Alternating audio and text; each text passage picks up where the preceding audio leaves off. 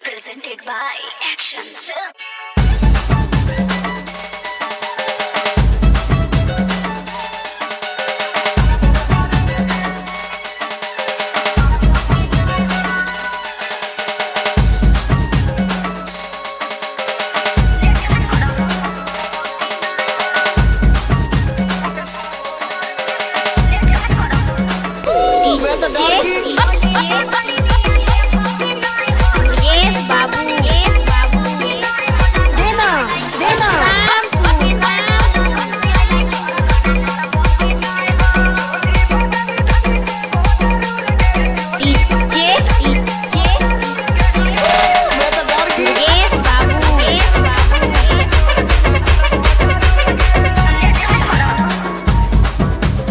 DJ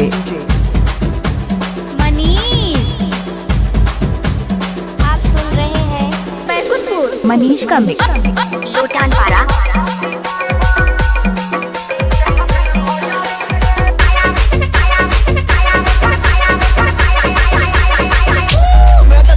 देना मैं तेरे बच्चे नाची रे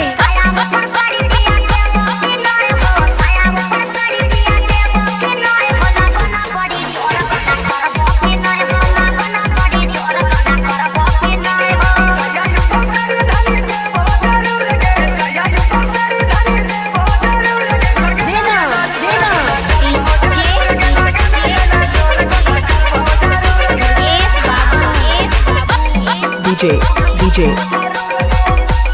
मनीष, आप सुन रहे हैं बैकुंठपुर मनीष का मिक्स लोटान पारा मेहंदी नाचा मेरे को तो।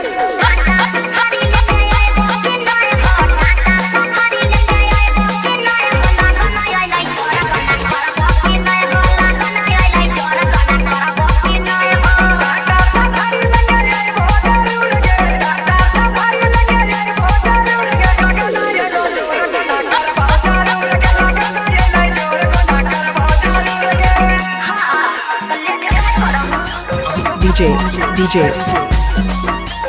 मनीष, आप सुन रहे हैं बैकुंठपुर मनीष का मिक्स लोटान पारा